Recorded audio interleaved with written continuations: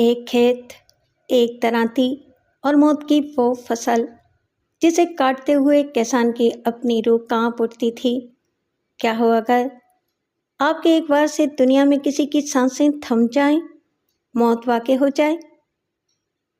السلام علیکم لسنرز، آپ کی نظر سماعت ہے محی الدین نواب صاحب کی مشہور و معروف مصنف رے بردباری کی مشہور زمانہ کہانی اسکائز سے ماخوذ ایک ایسی کہانی جو آپ کو ہلا کر رکھ دے گی۔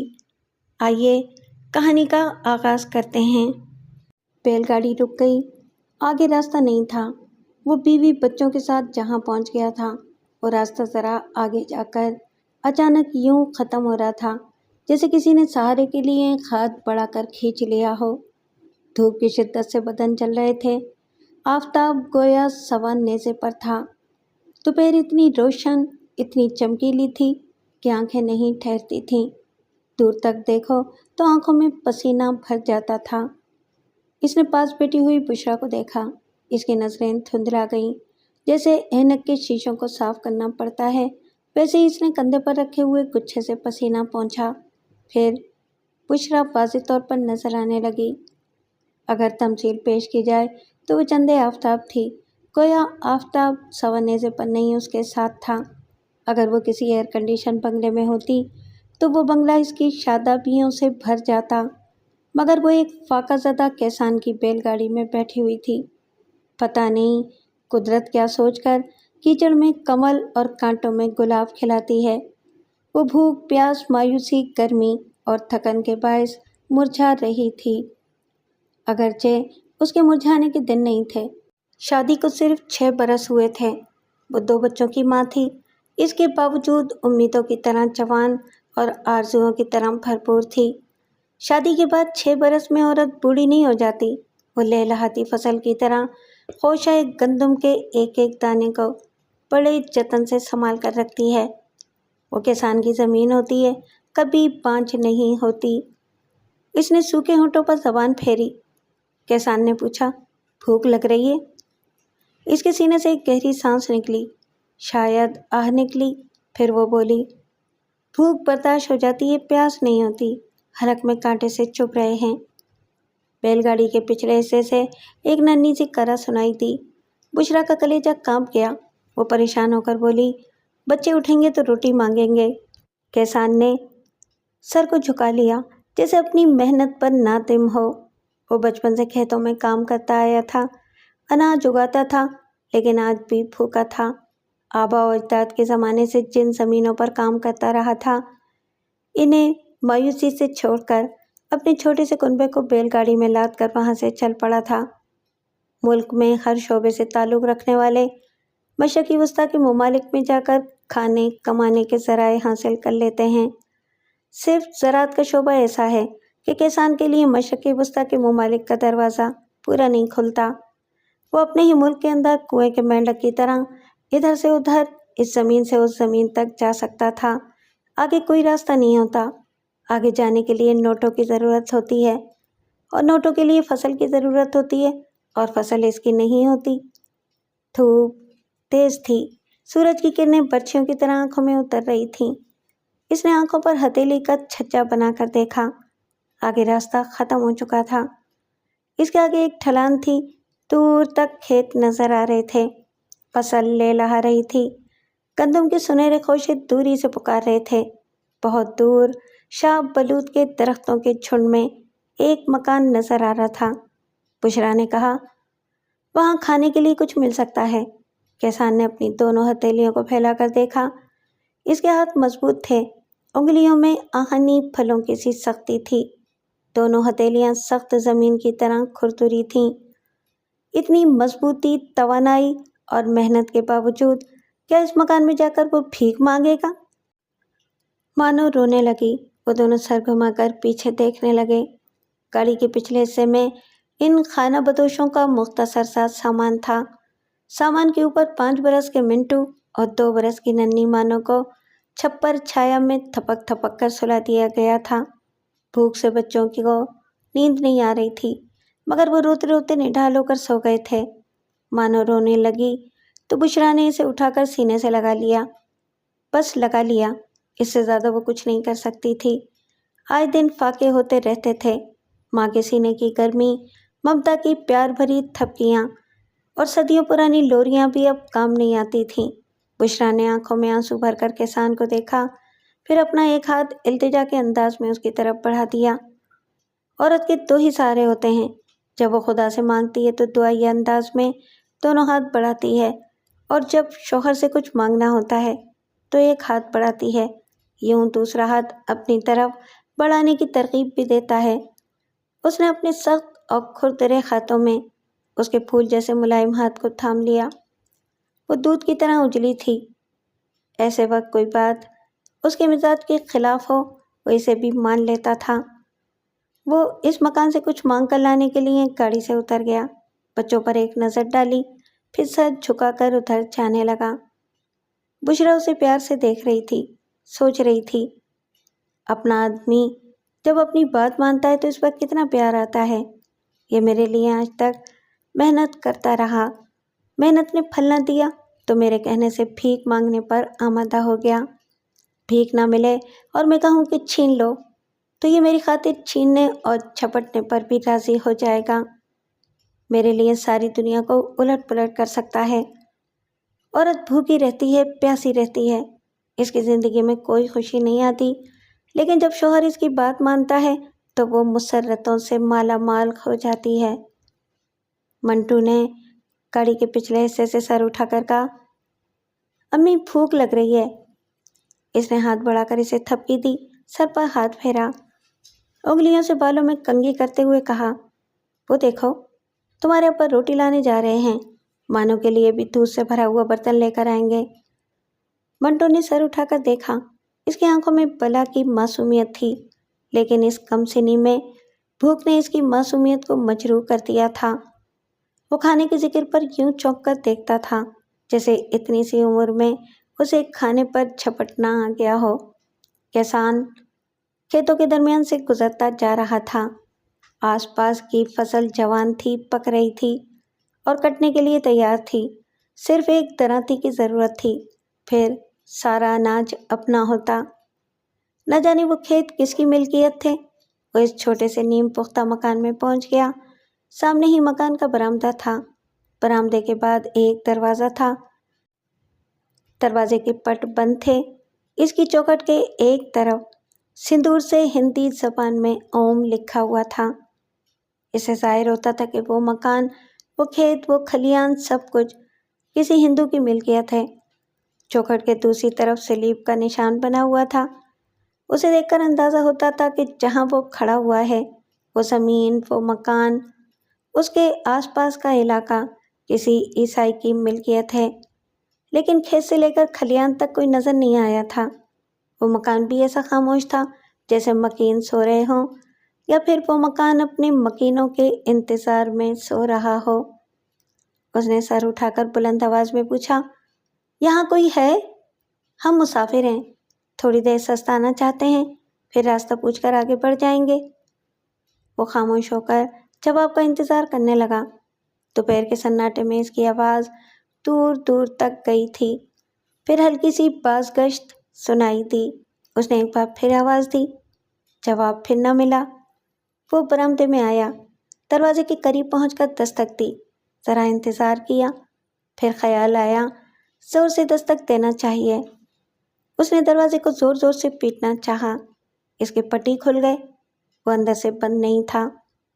کھلے ہوئے دروازے سے ایک صاف ستھرا کمرہ نظر آ رہا تھا۔ وہ بیٹھک والا کمرہ تھا، کچھ پرانی کرسیاں اور درمیانی میز وغیرہ نظر آ رہی تھیں۔ اس نے دروازے کی کنڈی کو کھڑکھڑاتے ہوئے پوچھا، یہاں کوئی ہے؟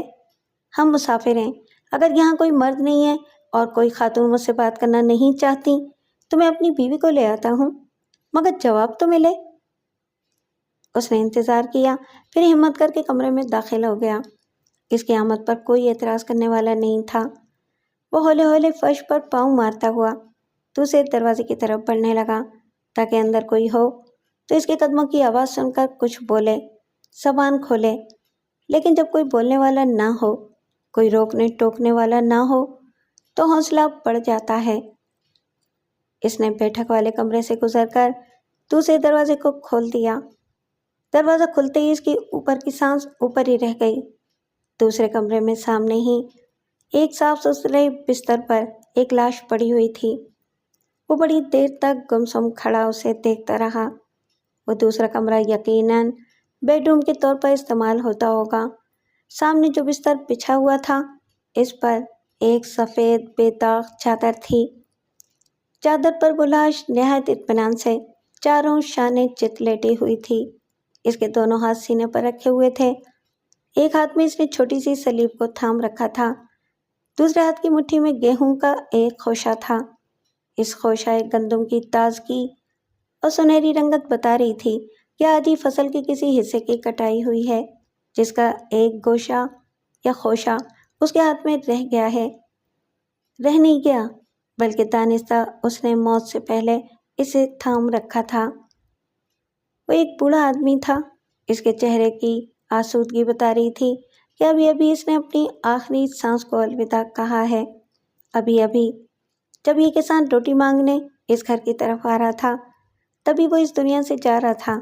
अब जा चुका था। वो ऐसे एहतमाम से रुखसत हुआ था जैसे पहले ही इसे अपनी मौत का इल्म हो चुका हो।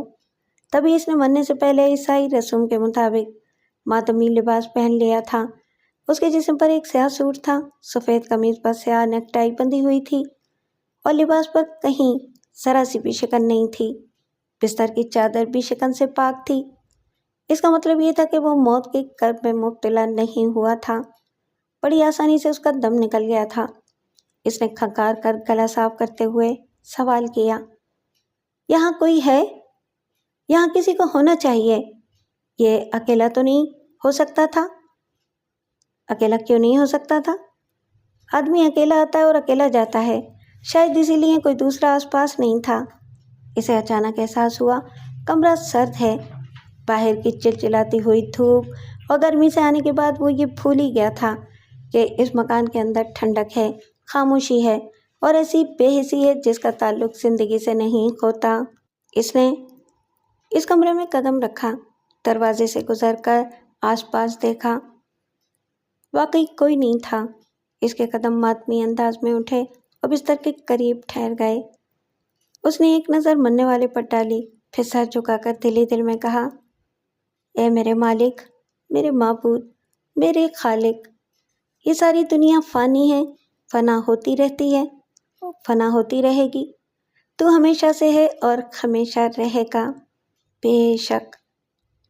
मरने वाले का सर तकिए पर था और इस तकिए पर एक कागज़ खुला हुआ रखा था।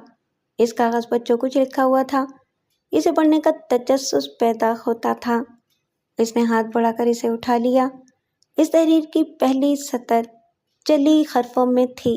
लिखा हुआ था, ये तहरीर उसके लिए है जो मेरे बिस्तरे मर्ग के पास मौजूद है।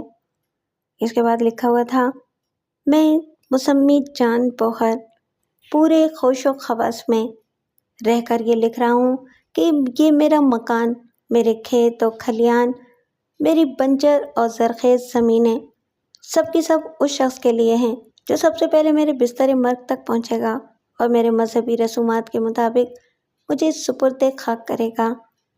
मैं जो जायदाद इसके नाम लिख रहा हूँ, इसका कोई दावेदार नहीं है। अब से मुद्दतों पहले मैं अपने बीवी बच्चों के साथ रोज़गार की तलाश में भटकता हुआ यहाँ पहुँच गया था। जब मैं इस मकान में दाखिल हुआ तो बैरूनी दरवाजे की चौखट के एक तरफ सिंदूर से हिंदी ज़बान में ओम लिखा हुआ था। मैं मकान में दाखिल हुआ, आवाज़ें दीं, कोई जवाब नहीं मिला। फिर मैंने इस कमरे में आकर देखा, यहाँ इस बिस्तर पर एक लाश नजर आई। मैंने करीब पहुंचकर देखा, वो एक हिंदू किसान की लाश थी। इसके सिराने एक वसीयतनामा रखा हुआ था। मैंने इसे खोलकर पढ़ा। इसमें लिखा हुआ था, ये उस शख्स के लिए है जो सबसे पहले मेरे बिस्तर मर्ग तक पहुंचेगा। फिर इस वसीयतनामे में लिखा हुआ था कि जो इस लाश के पास सबसे पहले आएगा और इसे इसकी मजहबी रसूमात के मुताबिक चिता में भस्म करेगा, उसके लिए ये मकान की ज़मीनें, ये खेत और खलियान हैं। इसकी रूह से मैं यहाँ का मालिक बन गया। फिर वक्त गुजरने लगा। मैं जवान से बूढ़ा हो गया। मेरे बीवी बच्चे एक एक करके इस दुनिया से रुखसत हो गए। आज मेरी रुखसत होने की बारी है। इससे पहले मैं ये वसीयतनामा उस शख्स के लिए लिख रहा हूँ جو اس وقت میرے بستر مرگ کے پاس موجود ہے اور اسے پڑھ رہا ہے اور اب یہاں کا مالک و مختار بننے والا ہے۔ یہ سچ ہے کہ دنیا ہماری ہے، مگر اپنے بعد اسے دوسرے کے حوالے کرنا پڑتا ہے۔ کسی نے اس دنیا کو میرے حوالے کیا، میں کسی اور کے حوالے کر کے جا رہا ہوں۔ فقط نیچے جان پوہر کے دستخط تھے۔ وہ اس کاغذ کو دونوں ہاتھوں سے تھامے گمسم کھڑا رہا۔ یہ سب کچھ ایک خواب سا لگ رہا تھا۔ وہ یقین نہیں کر سکتا تھا کہ آئے دن فاقے کرنے والے کو اتنی دولت اور جائیداد مل جائے گی۔ اچانک اسے یاد آیا کہ اس کے ننھے معصوم بچے بھوک سے پلک رہے ہوں گے۔ وہ فوراً ہی پلٹ کر کچن کی طرف گیا۔ وہاں کھانے کا سامان وافر مقدار میں تھا۔ تازہ دودھ دھونے کے بعد ایک بڑے سے برتن میں گرم کر کے رکھا گیا تھا۔ اس نے برتن کو ہاتھ لگا کر دیکھا تو دودھ اب بھی نیم گرم تھا۔ اس کا مطلب یہی تھا کہ اس بوڑھے شخص کو مرے ہوئے زیادہ سے زیادہ 15-20 منٹ ہوئے ہیں۔ موت سے پہلے اس نے گھر بھر کی صفائی کی ہوگی، صاف چادر بستر پر بچھائی ہوگی، جانے کیوں دودھ بھی گرم کیا ہوگا، پھر ماتمی لباس پہننے کے بعد بستر پر لیٹ گیا ہوگا۔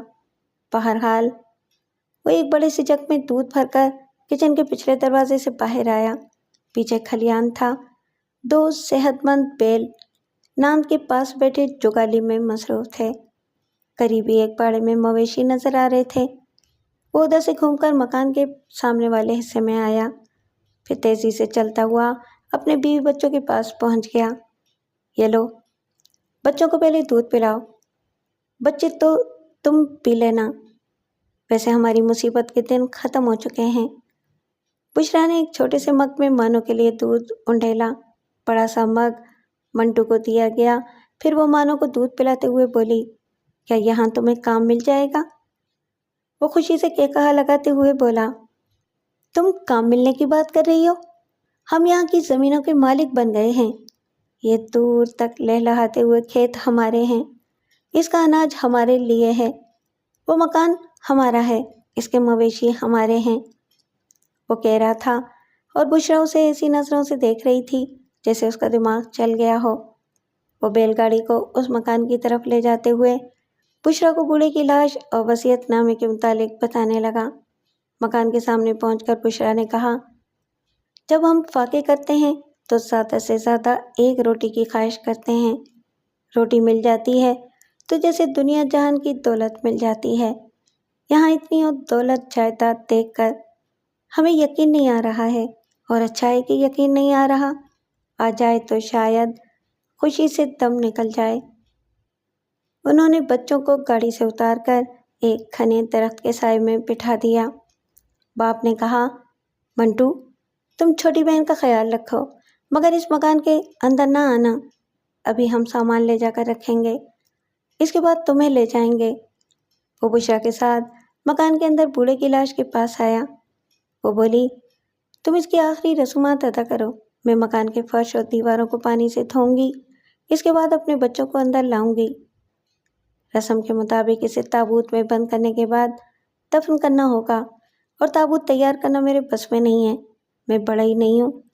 وہ جو لکڑی کا بڑا سا صندوق رکھا ہوا ہے، اسے تابوت کے طور پر استعمال کروں گا۔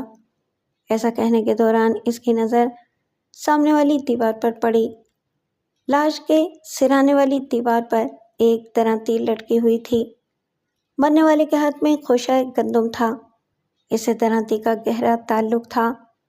درانتی کے بغیر نہ فصل کٹ سکتی ہے، نہ اناج منہ تک پہنچ سکتا ہے۔ اس نے آگے بڑھ کر درانتی کو دیوار کی کیل سے الگ کیا اور پھر اسے دیکھنے لگا۔ اس کا آہنی پھل نصف دائرے کی صورت میں تھا، اور اس پھل پر ایک فقرہ کندہ کیا گیا تھا۔ وہ فقرہ تھا، جو مجھے گرفت میں لیتا ہے وہ دنیا کو گرفت میں لیتا ہے۔ اس کا مطلب کیا تھا؟ وہ فقرہ کسی فلسفے کا حامل تھا۔ اس وقت اس کسان کی سمجھ میں نہیں آیا۔ ہو سکتا ہے کہ سیدھی سی بات لکھی ہو سکتا ہے کہ اس بات کے پیچھے رموز و معنی پوشیدہ ہوں، جو وقت کے ساتھ ساتھ رفتہ رفتہ سمجھ میں آتے ہیں۔ اس نے ایک بار پھر اس فقرے کو پڑھا، جو مجھے گرفت میں لیتا ہے وہ دنیا کو گرفت میں لیتا ہے۔ وہ اس مکان میں آباد ہو گئے۔ پہلے دن بڑی مصروفیت رہی۔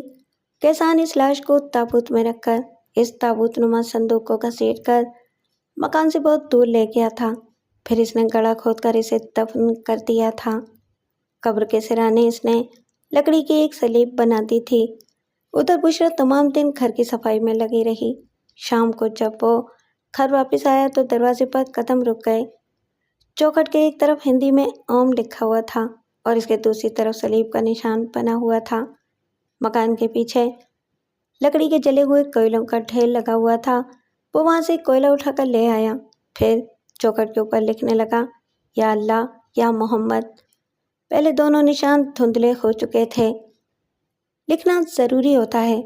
हम कौन हैं, हमारा अकीदा क्या है, हमारे नज़रियात क्या हैं और हम अपने नज़रियात के पीछे क्या चाहते हैं, हमारा मुतालबा क्या है। ये सब कुछ लिखा जाता है, तब तारीख़ मुरतब होती है। इंसानी हयात और वाक़ियात के मुतालिक दो तरह से लिखा जाता है। वक्त गुजरने के बाद जो कुछ लिखा जाए इसे तारीख़ कहते हैं, और वक्त से पहले जो लिखा जाए इसे नविश्ताए दीवार कहा जाता है। मकान के पीछे खलियान के साथ ही एक मिट्टी का कोठा बना हुआ था जिसमें गेहूं और जौ के दानों का ज़ख़ीरा था। इतना ज़ख़ीरा कि वो बीवी बच्चों के साथ मेहनत किए बगैर 3 बरस तक बैठकर खा सकता था। दूध पीने के लिए गाय और बकरियां थीं, गोश्त खाने के लिए मवेशी थे, हल चलाने के लिए बैल और फसल काटने के लिए एक दरांती थी। इस दरांती के दस्ते में मजबूत डोर बंधी हुई थी। डोर के जरिए दरांती को कील से लटकाया जाता था। जब वो बिस्तर पर आकर लेटता था तो इसके पीछे सर की तरफ वो दीवार होती थी जहां वो दरांती लटकती रहती थी।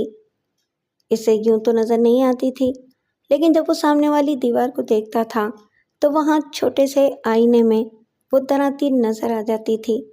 तब इसे एहसास होता था जैसे वो सर के ऊपर नंगी तलवार की तरह लटक रही है और फसल की तरह इसके सर को कलम करने वाली है। ये एहसास तन्हाई में होता है। तन्हाई बुरी बला है।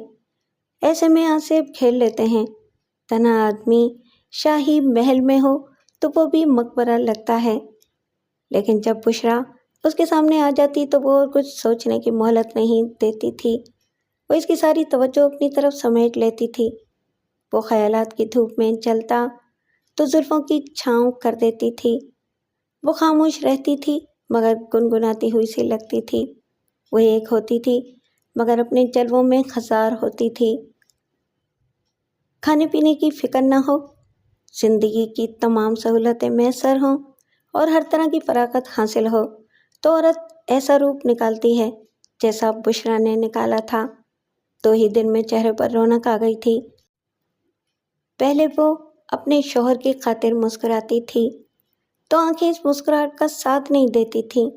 जब आदमी महज फर्ज की खातिर मुस्कुराए तो ऐसा ही होता है।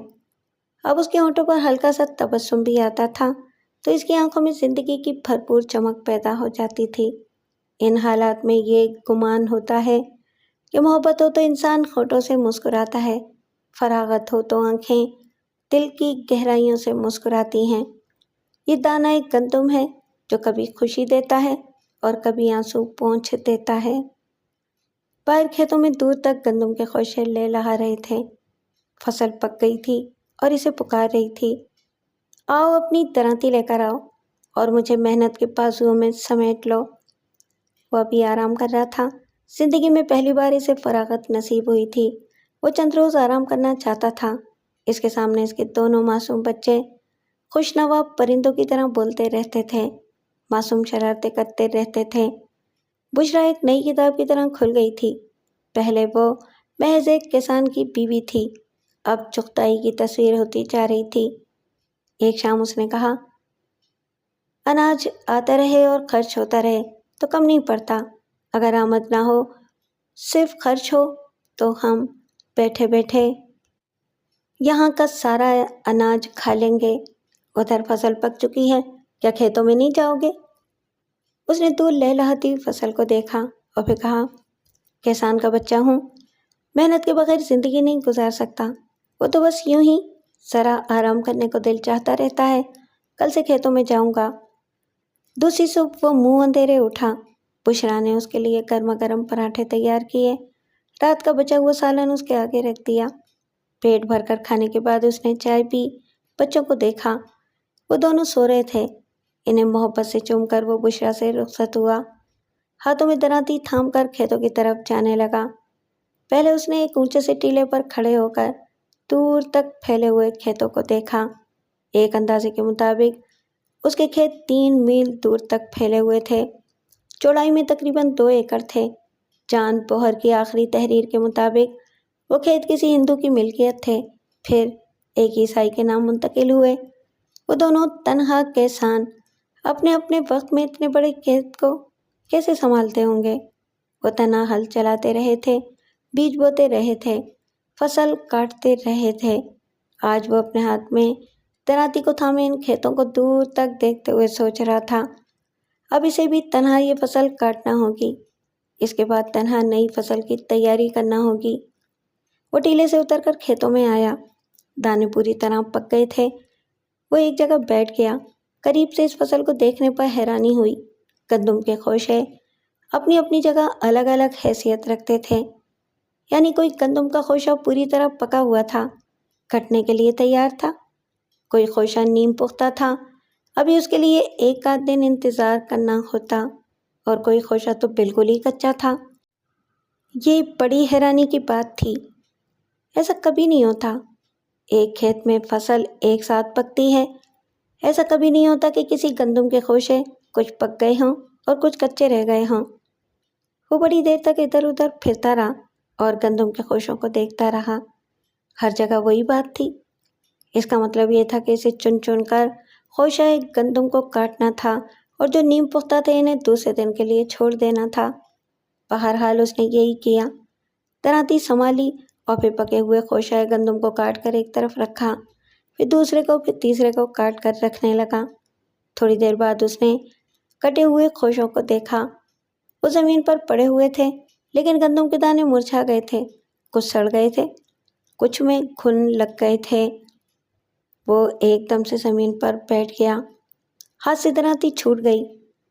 یہ کیا تماشا تھا؟ کچھ سمجھ میں نہیں آ رہا تھا۔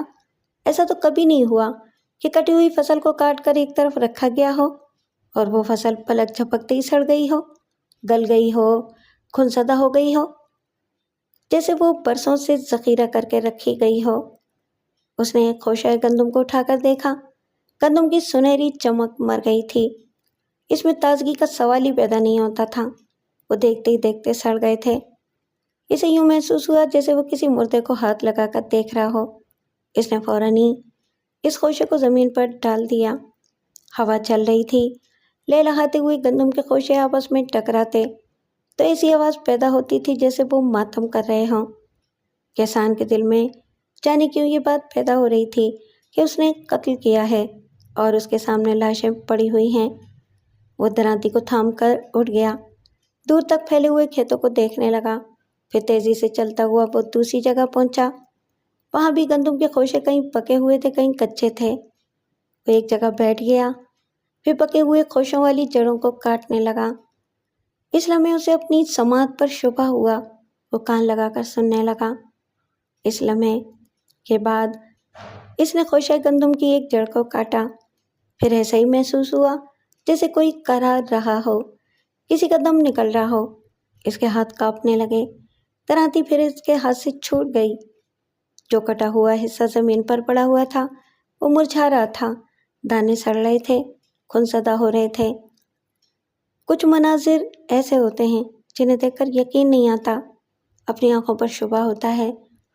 وہ دراتی لے کر اٹھ گیا، پھر آہستہ آہستہ تھکے ہوئے قدموں سے ادھر جانے لگا جہاں اس نے پہلے کٹائی کی تھی۔ جب وہ وہاں پہنچا تو کٹے ہوئے گندم کے خوشے اسی طرح زمین پر پڑے ہوئے تھے، لیکن جہاں سے وہ جڑیں کاٹی گئی تھیں وہاں سے نئی کونپلیں پھوٹ رہی تھیں۔ وہ شدید حیرانی سے دیکھتا ہوا پیچھے ہٹنے لگا۔ نہیں، یہ نہیں ہو سکتا، ایسا کبھی نہیں ہو سکتا۔ محنت کے بغیر زمین پھل نہیں دیتی، یہاں تو کاٹنے کے بعد ہی نئی کونپل پھوٹ رہی ہے، یہ کیسے ممکن ہے؟ وہ پلٹ کر تیزی سے بھاگنے لگا، بھاگتے بھاگتے ایک درخت کے پاس پہنچ کر رک گیا۔ سامنے ہی مکان نظر آ رہا تھا۔ وہ سوچنے لگا، बुशरा पूछेगी, इतनी जल्दी कैसे आ गए? मैं क्या बताऊंगा? अगर बताऊंगा तो क्या वो यकीन कर लेगी? खुद चलकर खेतों में देखेगी और देखने के बाद शायद खौफजदा हो जाए। नहीं, अभी इसे नहीं बताना चाहिए। मैं जो कुछ देख रहा हूँ पहले इसे अपने तौर पर अच्छी तरह समझना चाहिए। आखिर ये क्या तिलिस्म है? ऐसा आज तक तो नहीं हुआ। फिर आज ऐसा क्यों हो रहा है? वो सर झुकाए आहिस्ता आहिस्ता चलता हुआ मकान में दाखिल हुआ। बुशरा ने हैरानी से पूछा, इतनी जल्दी आ गए? हाँ हाँ, वो बात यह है कि वो ज़रा हिचकिचाया और फिर बोला, वो बात यह है कि दूर से देखने पर फसल पकी हुई लगती है, मगर अभी तैयार नहीं है। कल जाकर देखूंगा। वो फिर हैरानी से बोली, किसान तो दूर ही से पकी हुई फसल की खुशबू सूंघ लेते हैं, तुम धोखा कैसे खा गए? कहा ना, कल जाऊंगा, मुझसे बहस ना करो। उसने दरांती को कमरे में एक तरफ फेंक दिया, फिर आकर बिस्तर पर लेट गया। बुशरा ने सोचा, मेरा किसान आराम तलब हो गया है। खैर कोई बात नहीं, आज कुछ कहना मुनासिब नहीं है। देखती हूँ कि ये कल खेतों पर जाते हैं या नहीं। वो घर के काम में लग गई। वो बिस्तर पर लेटा हुआ छत को तक रहा था। इसके तस्वुर में वो खोशाए गंदम थे जो अपनी जड़ से अलग होने के बाद मुरझा गए थे या मर गए थे। इसने इनके करहाने और दम तोड़ने की आवाज़ सुनी थी। ये इसका वहम भी हो सकता था। पास औकात यूं ही कान बजने लगते हैं, खामखा ही सनसनाहट सी सुनाई देती है, या किसी की भूली बिसरी कराहें जो दिमाग के किसी गोशे में छुपी रहती हैं, वो दिमाग के गुंबद में गूंजती हैं। तो कान जो कुछ सुनते हैं मगर समझ नहीं पाते। आज भी फसल काटते वक्त इसके साथ कुछ ऐसा ही हुआ था।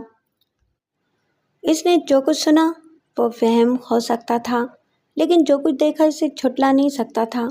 वो गंदम के दाने अब भी खेत में मुर्दा पड़े होंगे। वो बेचैनी से करवट बदलने लगा। इसे किसी तरह करार नहीं आ रहा था। तमाम दिन वो कभी लेटता रहा, कभी उठता रहा, कभी टहलता रहा, कभी बाहर आकर दूर खेतों को तकता रहा। शाम हो गई, रात आ गई। दोपहर उसने खाने से इनकार कर दिया था। रात को बुशरा के इसरार पर खाना खा लिया, मगर रात को नींद नहीं आ रही थी। बुशरा देर तक उसके पाँव दाबती रही, फिर इसके सर को सहलाती रही। कुदरत नींद उड़ाना भी जानती है और नींद लाना भी जानती है। ज़रा देर बाद ही वो सो गया। नींद आती है तो ख्वाब भी आते हैं। उसने देखा कुछ लोग करा रहे हैं, दम तोड़ रहे हैं। किसी का गला कटा हुआ है, इसे किसी के सीने पर गहरे जख्म नजर आ रहे हैं। और वो दरांती जो उसके पीछे वाली दीवार पर सिराने लटक रही है, इस दरांती के आहनी फल से लहू टपक रहा है, इंसानों का लहू। यकलख्त आंख खुल गई। वो हड़बड़ा कर उठ बैठा। पास वाले बिस्तर पर बुशरा नहीं थी। सुबह होने वाली थी। किसान की बीवी दिन चढ़े तक नहीं सोती। वो वहाँ से उठकर मकान के पीछे आया। बुशरा गाय को धोने के दौरान खौले होले गुनगुना रही थी। इसने शायद पहली बार इसे गुनगुनाते सुना था, और पहली बार क्यों न सुनता।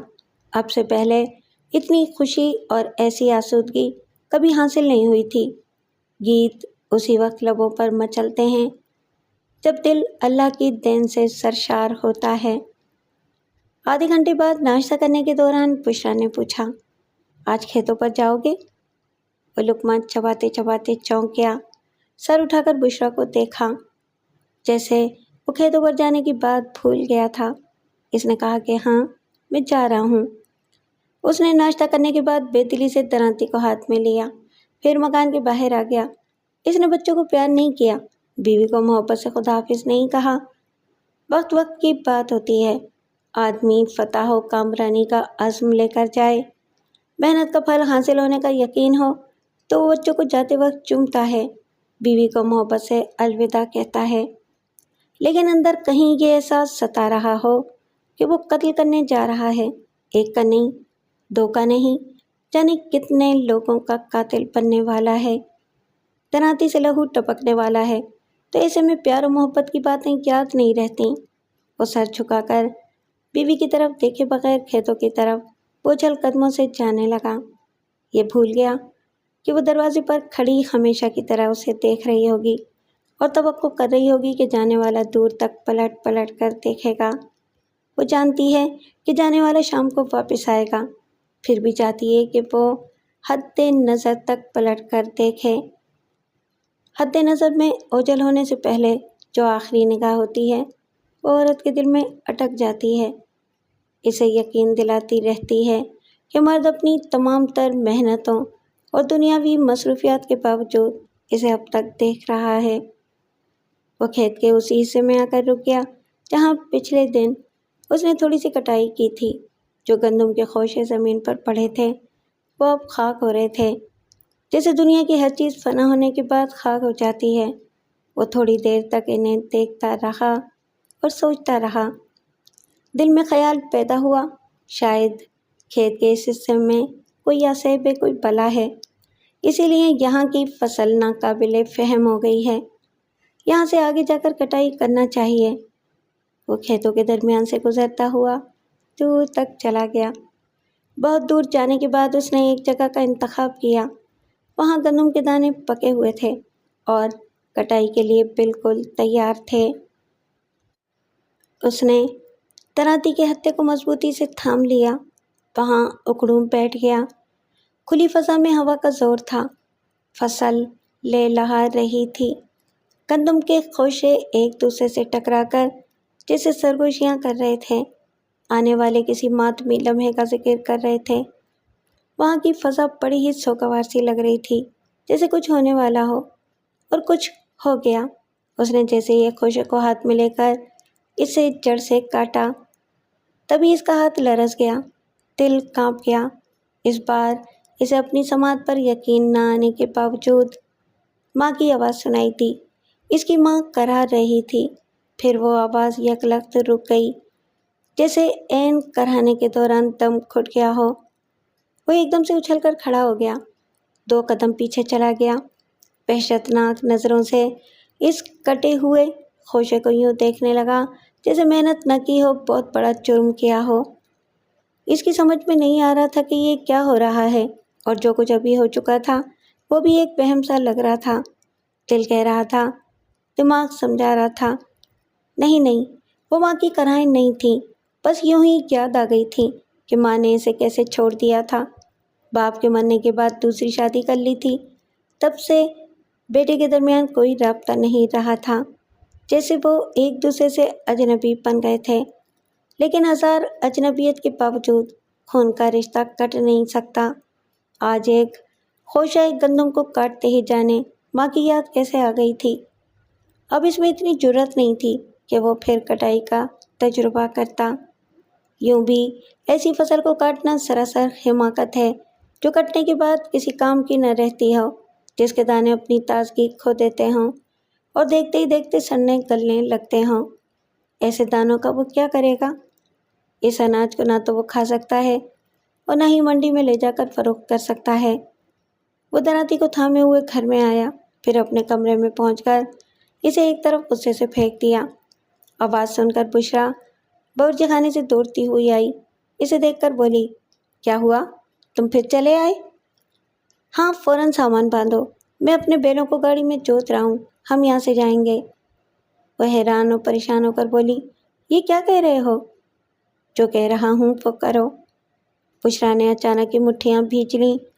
وہ کچھ کہنا چاہتی تھی، پھر رک گئی، دوڑ کر دوسرے کمرے میں گئی۔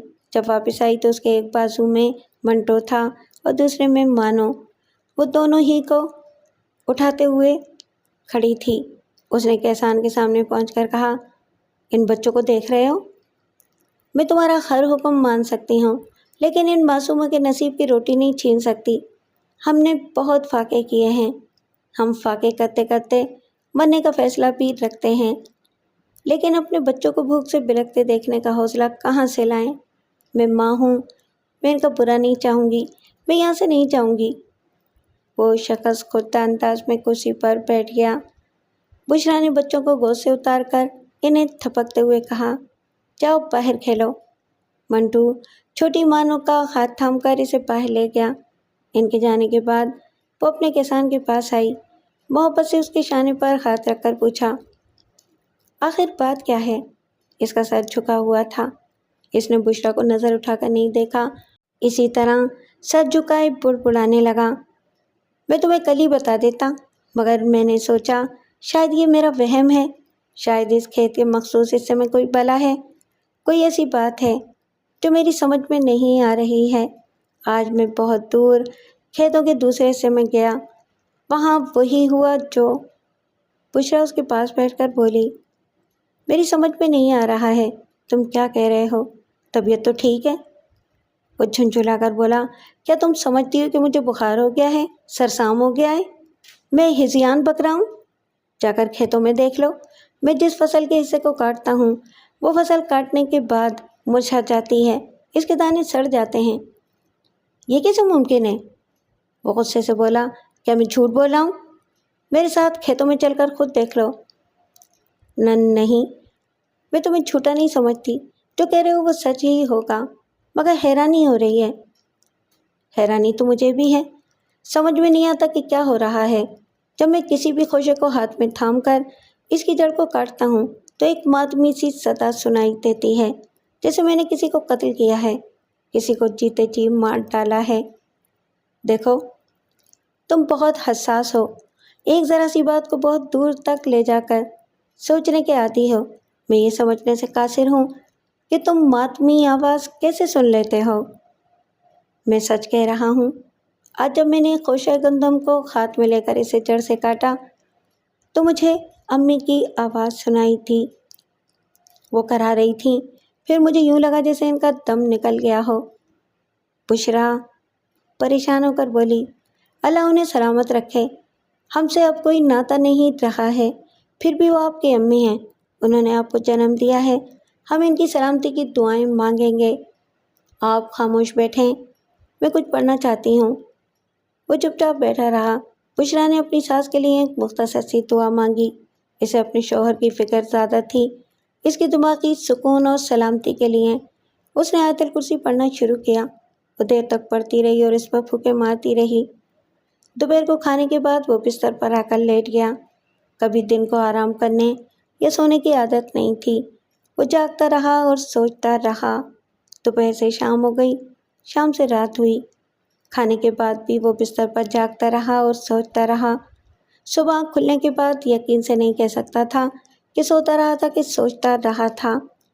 وہ اٹھ کر باہر جانے لگا۔ بشریٰ کو یقین نہیں تھا کہ آج وہ کھیتوں میں جائے گا۔ شاید وہ عادت کے مطابق بیدار ہو گیا تھا۔ وہ اس کے لیے ناشتہ تیار کرنے لگی۔ باہر بیل گاڑی کی آواز سنائی دے رہی تھی۔ اس گاڑی میں جو بیل جوتے جاتے تھے، ان کے گلے میں گھنٹیاں لٹکی ہوئی تھیں۔ گھنٹیوں کی آواز سن کر وہ لپکتی ہوئی باہر آئی، پھر حیرانی سے بولی، یہ بیل گاڑی تم نے کیوں تیار کی ہے؟ میں قریبی بستی میں جا رہا ہوں، یہاں کی قریب ترین بستی بھی 18 کوس پر ہے۔ کیوں جا رہے ہو؟ ڈاکخانے کے ذریعے امی کو خط لکھوں گا، خیریت معلوم کروں گا۔ 1 ہفتے بعد پھر ڈاکخانے جاؤں گا تو ان کا جواب آ چکا ہوگا۔ بشریٰ مطمئن ہو گئی۔ ناشتہ کرنے کے بعد اس نے دوپہر کے لیے کھانا باندھ دیا اور بیل گاڑی میں رکھ دیا، تاکید کی کہ شام ہونے سے پہلے ہی واپس آ جائے۔ وہ اس سے وعدہ کر کے رخصت ہو گیا۔ یہاں آنے کے بعد وہ پہلی بار تمام دن کے لیے رخصت ہوا تھا۔ بشریٰ کو محسوس ہوا جیسے وہ کسی اجنبی جگہ ہے۔ وہ اس کا اپنا مکان نہیں ہے، گھر والا نہ ہو تو گھر اپنا نہیں لگتا، پھر اتنے دور دراز کے علاقے میں جہاں ایک سے دوسرا گھر نہ ہو، ایک سے دوسرا آدمی نہ ہو، تو اپنے شوہر کی ذات میں ہی ساری دنیا مل جاتی ہے۔ وہ بچوں کی دنیا میں تمام دن خود کو بہلاتی رہی۔ دوپہر کے بعد کام چھوڑ چھاڑ کر گھر سے باہر نکلتی تھی اور دور تک نظریں دوڑاتی تھی، پھر دل کو تسلی دیتی تھی، 18 کوس جانا ہے، 18 کوس آنا ہے، پھر ڈاکخانے میں مصروفیت رہے گی۔ اتنی جلدی کیسے آ سکتے ہیں وہ؟ شام تک ضرور آ جائیں گے۔ شام کے وقت اسے بیل گاڑی کی آواز سنائی دی۔ وہ پیچھے مویشیوں کے باڑے میں چارہ ڈال رہی تھی، اس لیے فوراً ہی نہ آ سکی۔ جب وہاں سے مکان کے سامنے والے حصے میں آئی تو بیل گاڑی کھڑی ہوئی تھی۔ کسان مکان کے اندر چلا گیا تھا۔ اس نے بیلوں کو گاڑی سے کھولا، انہیں چارے سے لگایا، پھر مکان کے اندر آئی۔ वो कुर्सी पर बैठा सामने वाली दीवार को तक रहा था। इसके आने पर भी अपनी जगह से हरकत नहीं की। सामने ही एक दरमियानी मेज़ पर बच्चों के लिए खिलौने, बिस्किट के डब्बे, टॉफ़ियाँ और कुछ फल वगैरह रखे हुए थे। एक छोटा सा रेडियो भी था। बीवी और बच्चों के लिए कुछ रेडीमेड कपड़े भी लेकर आया था। बुशरा खुश होकर इन्हें देखने लगी और पूछने लगी, ये कितने में लाए हो? रेडियो तो बहुत अच्छा है। यहाँ सन्नाटा रहता था, अब गाने की आवाज़ आया करेगी। वो बोलती रही। इस दौरान उसे एहसास हुआ कि खुद बोल रही है, मगर वो नहीं बोल रहा है। इसने घूमकर उसे देखा। वो इसी तरह गुमसुम कुर्सी पर बैठा हुआ सामने वाली दीवार को यूं तक रहा था जैसे दीवार की उजली सतह पर कोई तस्वीर नजर आ रही हो। इसने पूछा, क्या हुआ? खामोश क्यों हो? अम्मी को खत लिख दिया? इसने इनकार में सर हिलाया। एक गहरी सांस ली, फिर कहा, मैं बस्ती गया था। सोचा था कि खत लिखूंगा, लेकिन डाकखाने में पोस्ट कार्ड ख़त्म हो गए थे। टिकटें थीं, मगर लिफाफे नहीं थे। छोटे छोटे से इलाकों के डाकखानों में यही होता है। मैंने टिकटें खरीद लीं, फिर खत लिखा। इसके बाद लिफाफा खरीदने के लिए बाज़ार में पहुंचा, तो बच्चों के लिए ये सामान खरीद लिया। एक दुकान में रेडियो देखकर ख्याल आया, हम तमाम दुनिया से कट गए हैं। ऐसे इलाके में पहुंच गए जहां हमारे सिवा कोई दूसरा नहीं है। हम किसी की आवाज़ नहीं सुन सकते। हमने मुद्दतों से कोई गीत भी नहीं सुना है, इसलिए मैं ये रेडियो खरीद कर ले आया। अच्छा किया, मुझे बड़ी खुशी हो रही है। इन चीज़ों की बहुत ज़रूरत थी। मेरे पास कपड़े भी नहीं थे। मैं अभी पहनकर देखूंगी, बच्चों को भी पहनाऊंगी। मेरा ख्याल है कि नाप सही होगा। वो जैसे इसकी बात नहीं सुन रहा था। थोड़ी देर चुप रहकर बोला, जब मैं बाज़ार से सामान खरीद रहा था तो हमारे गांव का एक आदमी मिल गया। इसने मुझे देखते ही कहा, भाई तुम कहाँ हो? अपना गांव छोड़कर ऐसे गए कि अपना नया पता ठिकाना भी नहीं दिया। तुम्हारे लिए एक बुरी खबर है। मैंने पूछा, भाई क्या खबर है? उसने बताया कि तुम्हारी माँ का इंतकाल हो गया है। मैं उसकी ये बात सुनकर चंद लम्हों तक चुप रहा, जैसे सकता तारी हो गया हो। मैं पूछना चाहता था कि कब इंतकाल हुआ, कैसे इंतकाल हुआ, लेकिन मेरी ज़बान हिल नहीं रही थी, या फिर मुझे लफ्ज़ याद नहीं आ रहे थे कि कोई बात किन अल्फाज में दरियाफ्त की जाती है।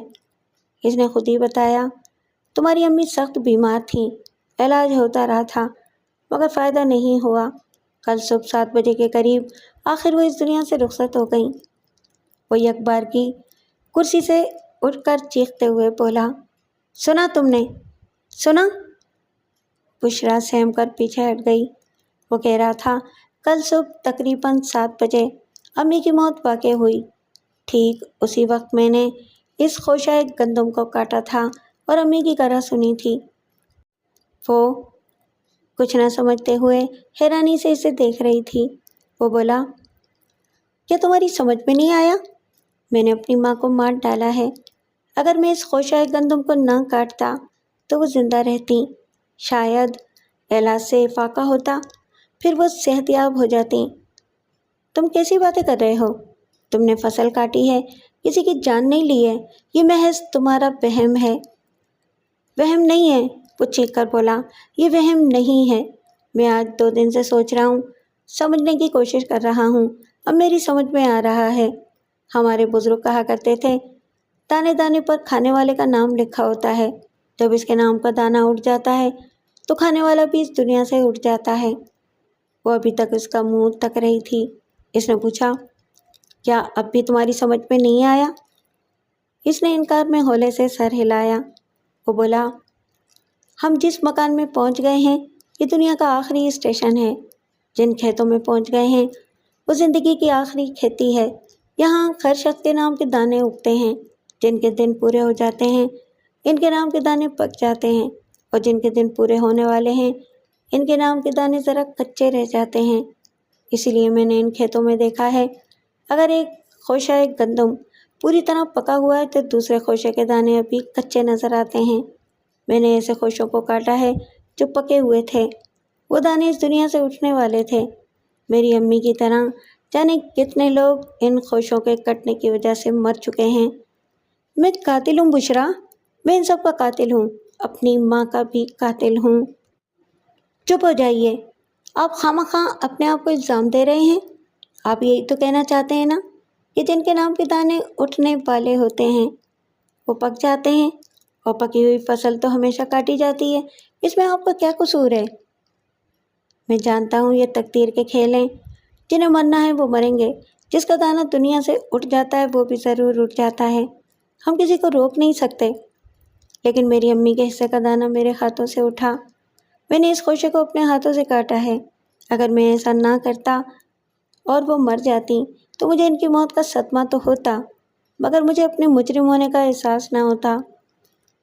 آپ نے فصل کاٹی ہے، کسی کی جان نہیں لی ہے، یہ محض اتفاق ہے کہ آپ نے کل صبح اپنی امی کی کرا سنی اور آپ کو اطلاع ملی کہ اسی وقت آپ کی امی کا انتقال ہوا تھا۔ آپ یقین کریں یہ محض اتفاق ہے۔ وہ چیخ کر بولا، یہ اتفاق نہیں ہے، میں نے جب بھی فصل کاٹی ہے کسی نہ کسی کی کرا ضرور سنی ہے۔ یوں محسوس ہوا ہے جیسے میرے سامنے اس کا دم نکل گیا ہے، لیکن وہ مرنے والا مجھے نظر نہیں آیا۔ اب میری سمجھ میں آ رہا ہے، اس دنیا کے کسی نہ کسی حصے میں وہ شخص مارا گیا ہے جس کے نام کا دانہ میرے ہاتھوں یہاں سے کٹ گیا ہے۔ وہ تیزی سے چلتا ہوا دوسرے کمرے میں گیا۔ بشریٰ اس کے پیچھے پیچھے آئی۔ اس نے دیوار کی طرف اشارہ کرتے ہوئے کہا، اس درانتی کو دیکھ رہی ہو؟ وہ درانتی بستر کے سرہانے دیوار کی ایک کیل سے لٹک رہی تھی۔ وہ اپنے دونوں بازو آگے کی طرف پھیلا کر بولا، بشریٰ، کسان کے 2 ہاتھ نہیں ہوتے، کسان کے ہمیشہ 3 ہاتھ ہوتے ہیں، اس کا تیسرا ہاتھ یہ درانتی ہے۔ وہ اپنے 2 ہاتھوں سے محنت کرتا ہے اور تیسرے ہاتھ سے ساری دنیا کو 3 وقت کی روٹیاں کھلاتا ہے۔ اس نے دونوں ہاتھوں سے سر کو تھام لیا، پھر بے اختیار انکار میں سر ہلانے لگا، جیسے موجودہ زندگی سے انکار کر رہا ہو۔ پھر اس نے کہا، ہائے ہائے، تقدیر ہمیں کس مقام پر لے آئی ہے، میں تیسرے ہاتھ سے موت کی فصل کاٹ رہا ہوں۔ وہ گمسم کھڑی ہوئی اپنے شوہر کا منہ تک رہی تھی، سمجھ میں نہیں آ رہا تھا جواب میں کیا کہے۔ اچانک وہ گھوم کر بولا، ہم یہاں نہیں رہیں گے، ابھی یہاں سے چلے جائیں گے، سامان باندھو اور گاڑی میں رکھو۔ وہ پیچھے ہٹ کر بولی، میں نے بیلوں کو کھول دیا ہے، تم سامان باندھو، میں گاڑی تیار کرتا ہوں، ہم یہاں سے نہیں جائیں گے۔ بشریٰ، ضد نہ کرو، یہاں موت ہے۔ موت کہاں نہیں ہے، وہ سرد لہجے میں بولی، ہم جہاں بھی جائیں گے وہاں ہمارے حصے کا دانہ ہوگا اور ہمارے حصے کی موت بھی ہوگی۔ وہ فوراً ہی جواب نہ دے سکا، سوچنے لگا۔ بشریٰ نے کہا، یہاں ہمیں 3 وقت کی روٹیاں مل رہی ہیں، دوسری جگہ جائیں گے تو پتہ نہیں کیا ہوگا، ہمارے بچے پھر بھوکے مرنے لگیں گے۔ میں نے بھوکا نہیں دیکھ سکتی، یہاں یہ کتنے خوش ہیں، چند ہی دنوں میں کھلے ہوئے پھول کی طرح شاداب ہو گئے ہیں، ان کی ہنسی سن کر دل مسرتوں سے بھر جاتا ہے، میں یہ جگہ چھوڑ کر نہیں جاؤں گی۔ وہ تھکے ہوئے انداز میں آگے بڑھ کر بستر پر بیٹھ گیا۔ بشریٰ نے اس کے پاس بیٹھ کر شانے پر ہاتھ رکھتے ہوئے کہا، تم اپنے آپ کو پرسکون رکھنے کی کوشش کرو۔ ریڈیو سے کوئی عالم تقریر کر رہے تھے اور اللہ تعالیٰ نے آدم علیہ السلام سے کہا، جنت کے تمام میوے تمہارے لیے ہیں، خوب کھاؤ پیو اور عیش و آرام سے رہو، اپنی حوا کے ساتھ یاد الہی میں مصروف رہا کرو، لیکن وہ ایک دانہ ممنوع ہے، اس کی طلب نہ کرنا۔ لیکن آدم بہک گئے، حوا نے اسے ورغلایا، اس کی طلب کے لیے بھڑکایا، اور ہم نے اسے جنت سے نکال کر زمین کی پستیوں میں اتار دیا۔ وہ سن رہا تھا لیکن سمجھ نہیں رہا تھا، اپنے تجربہ سے اس حد تک سمجھ گیا تھا کہ وہ دانہ حضرت آدم کے ساتھ جنت سے یہاں آیا ہے، تب سے آدمی اس دانے کے سبب جی رہا ہے اور اسی دانے کی وجہ سے مر رہا ہے۔ اس نے نظریں اٹھا کر بشریٰ کو دیکھا، وہ رو رہی تھی، اس کی آنکھوں سے آنسو بہہ رہے تھے۔ وہ بولی، میں اپنے بچوں سے ان کی مسرتیں نہیں چھین سکتی، میں یہاں سے نہیں جاؤں گی، خدا کے لیے یہ فیصلہ کبھی نہ کرنا۔ اس نے بے بسی سے اپنی شریک حیات کو دیکھا۔ مکان کے باہر بچوں کے ہنسنے کی مترنم آواز سنائی دے رہی تھی، اور وہ آواز کہہ رہی تھی، تم جہاں بھی جاؤ وہاں صرف موت کی سنگلی نہیں ہوگی بلکہ زندگی کے معصوم کہکہے بھی ہوں گے۔ وہ ہاتھ بڑھا کر بشرا کے آنسو پہنچنے لگا۔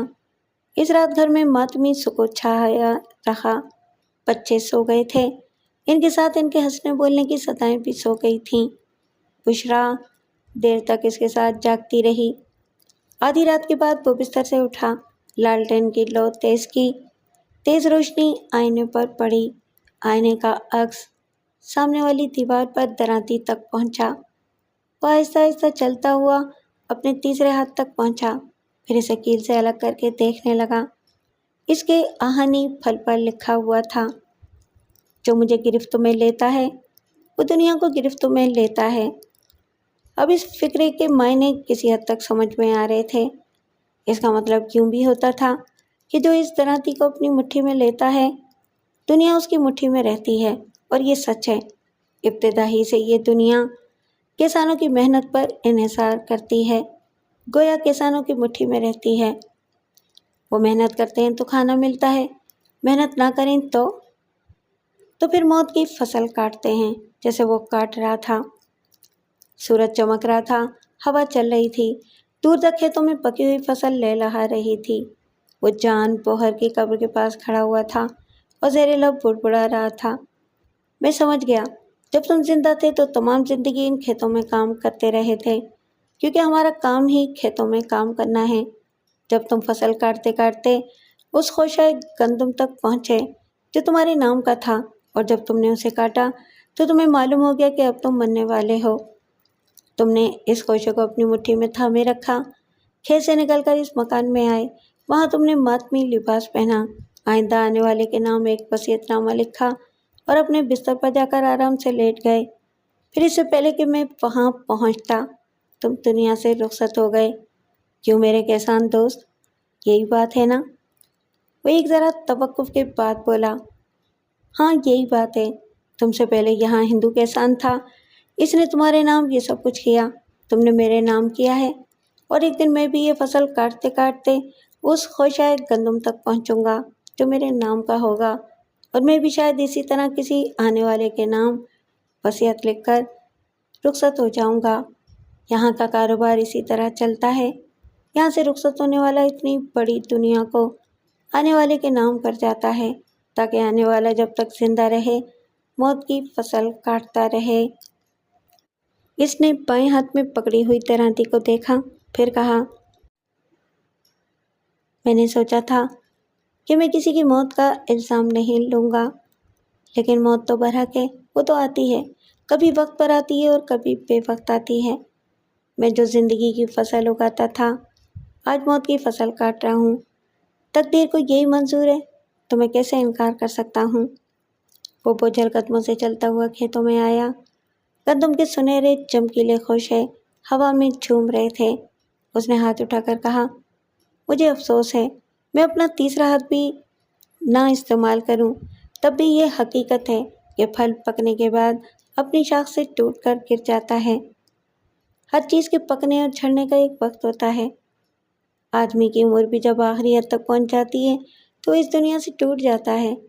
ایسا بھی ہوتا ہے کہ کچھ پھل خود پک کر ٹوٹ جاتے ہیں اور کچھ توڑ لیے جاتے ہیں۔ وہ درانتی کو مضبوطی سے تھام کر بیٹھ گیا، پھر پکی ہوئی فصل کو کاٹنے لگا۔ سپاہی تلوار چلانے کا اور کسان درانتی چلانے کا ماہر ہوتا ہے۔ دن بھر اس کا تیسرا ہاتھ چلتا رہا، فصلیں کٹتی رہیں اور کٹتی چلی گئیں۔ رات کو ریڈیو نے اس کا انجام سنایا۔ فلسطین میں ہزاروں مسلمان شہید ہو گئے، ہزاروں بے گھر ہو گئے اور پناہ کی تلاش میں دوسرے ملکوں کی سرحدیں پار کرنے لگے۔ مہاجرین کے قافلوں پر حملے ہوئے، سینکڑوں مسلمان مارے گئے۔ اب اس کسان کے لیے دن تھا اور رات تھی۔ دن کے وقت وہ فصل کاٹتا تھا، رات کو ریڈیو سے صدا سنائی دیتی تھی۔ سابقہ مشرقی پاکستان میں بہاریوں نے بنگالیوں کو قتل کیا، بنگالیوں نے ہزاروں بہاریوں کو انتقاماً مار ڈالا۔ دن کے وقت فصل کاٹی جا رہی تھی، رات کے وقت صدائیں آتی جا رہی تھیں۔ لبنان میں ہزاروں مسلمان بے موت مارے جا رہے ہیں۔ دن کو درانتی چلتی تھی، رات کو ریڈیو چیختا رہتا تھا۔ ایران عراق جنگ میں ہزاروں مسلمان شہید ہو گئے۔ عجیب بات تھی، دونوں طرف سے جہاد کا دعویٰ تھا۔ ادھر سے جہاد کرنے والے بھی شہید ہو رہے تھے اور ادھر کے جہاد کرنے والے بھی شہادت کا درجہ پا رہے تھے۔ وہ فصل کاٹ رہا تھا، لیکن کسی سے یہ تو نہیں کہہ رہا تھا کہ حرام موت مر جاؤ۔ وہ تو ایک انسانی تاریخ مرتب کر رہا تھا، بتا رہا تھا کہ انسان کس طرح غیر انسانی طریقوں سے ایک دوسرے کو ہلاک کر رہا ہے۔ موت ضرور آئے گی، لیکن انسان کو کیا حق پہنچتا ہے کہ وہ فلسطین، لبنان، بنگلہ دیش، ایران اور عراق کے بہانے موت کا بازار گرم کرے۔ موت کے برحق ہونے کا یہ مطلب تو نہیں ہے کہ کچھ لوگ موت کے ٹھیکیدار بن جائیں۔ وہ تیسرا ہاتھ یقیناً موت کی فصل کاٹے گا۔ اس میں اس کا قصور اس لیے نہیں ہے کہ جن کا دانہ اٹھنے والا ہے، ان کے دانے وقت سے پہلے ہی بے وقت پک جاتے ہیں۔ وہ کاٹتے کاٹتے ایک دم سے ٹھٹک گیا، یک بارگی اچھل کر کھڑا ہو گیا، پھر کھیتوں سے ذرا دور جا کر کھڑا ہو گیا۔ وہ گھبرا رہا تھا، سوچ رہا تھا، یہ میں کیا کر رہا ہوں؟